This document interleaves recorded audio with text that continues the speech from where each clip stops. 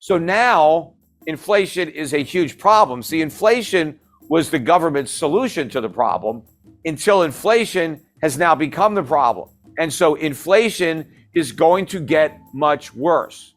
Forget about what these central bankers and politicians are saying about their commitment to fight inflation, how they're resolute and how they're determined no matter what to bring the inflation rate back down to 2%. That's never going to happen. We're going to see 20% inflation before we see 2% inflation. And this pretend war against inflation is going to come to an end soon.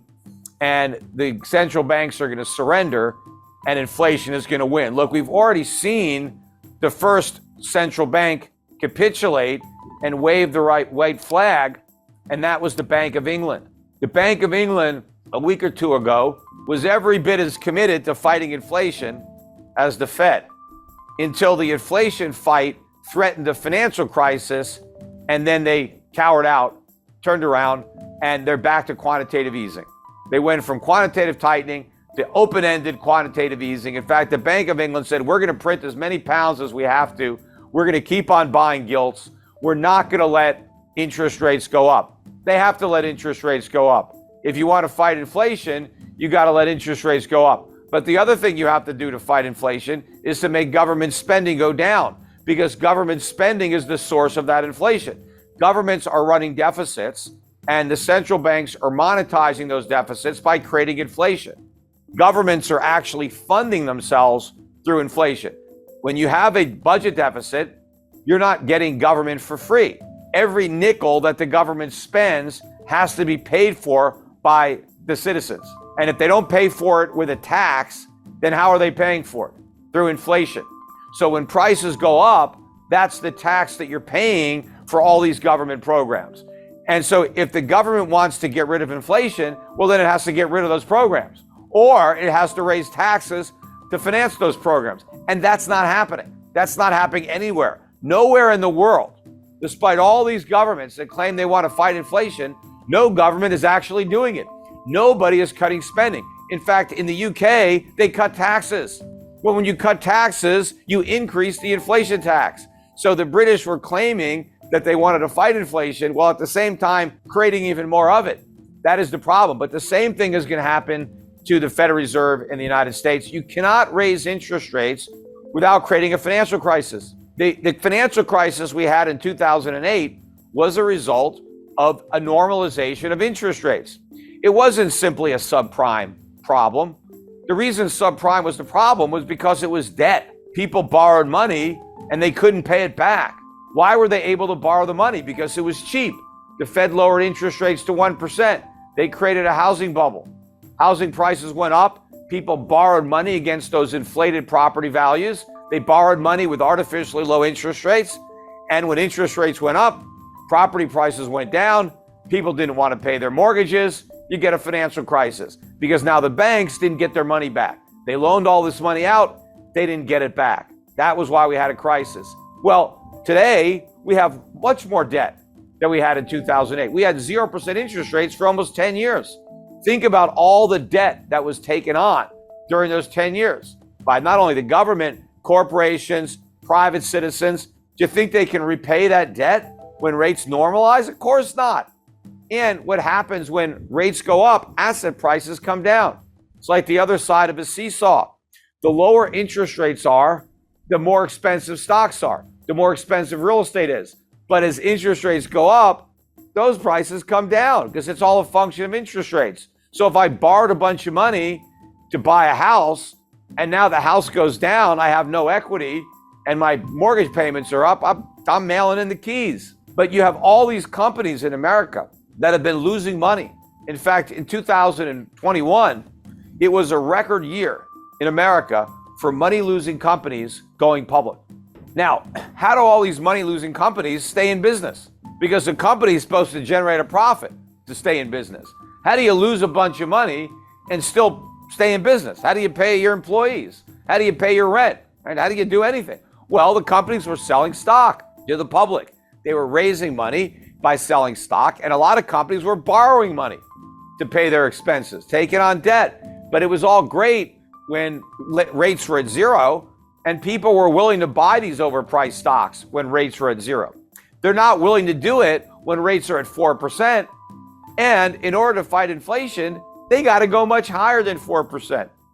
Despite the rate increases, federal funds rate in the United States right now is about 3.25% to 3.5%. Inflation, even the way the government measures it, is 8.25%. That's negative 5% real interest rates. You're not going to fight inflation with negative 5% rates. You're going to create more inflation. The only way that you can fight inflation with higher interest rates is if the interest rate is higher than the inflation rate. And it can't just be a little bit higher. It's got to be meaningfully higher. In 1981, when Paul Volcker raised interest rates or allowed interest rates to go up, short-term rates went to 21%. The highest inflation got was 13.5%. So that's what it took. People had real interest rates. The reason you need that is because you've got to stop people from spending money. That's what's the demand. It's spending. You've got to get people to stop spending and start saving, because that accomplishes two things. It reduces demand, but it increases supply.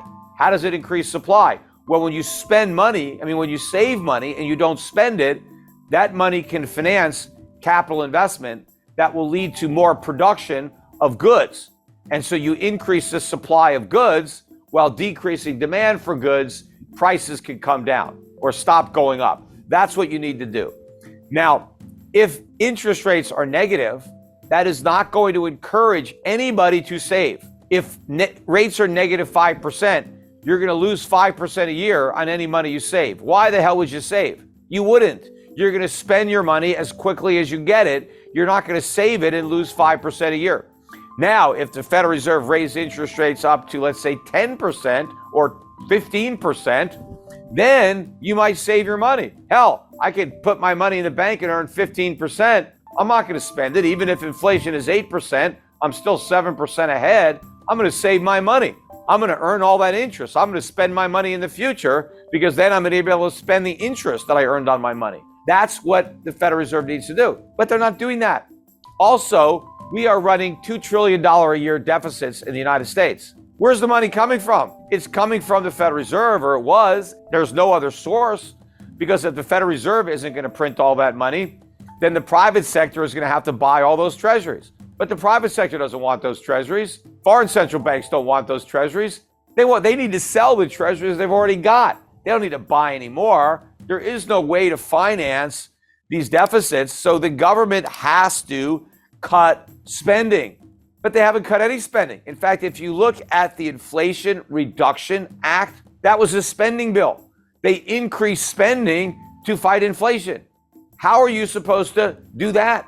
It's the spending that is the source of the inflation, because the spending is being monetized by the central bank. So instead of fighting inflation, they created additional inflation. Instead of putting out the fire, they poured gasoline on the fire and just pretended that they were going to put it out. But everything we're doing, we're forgiving student loans. In fact, we told people that have student loans, you don't have to pay those loans. Just go out and spend the money on other stuff. Buy more goods, buy more services, push the prices even higher. You see, the Federal Reserve and other central banks are at an inflection point. They're really in a situation where they're between a rock and a hard place, and they're damned if they do and they're damned if they don't. Because for years, they were able to kick the can down the road by creating inflation and sweeping the problem under the rug.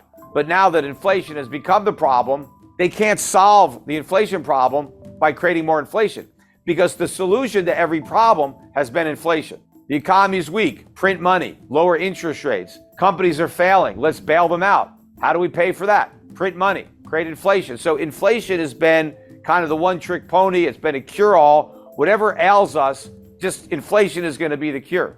Well, now that inflation is the disease, where's the cure? There is none.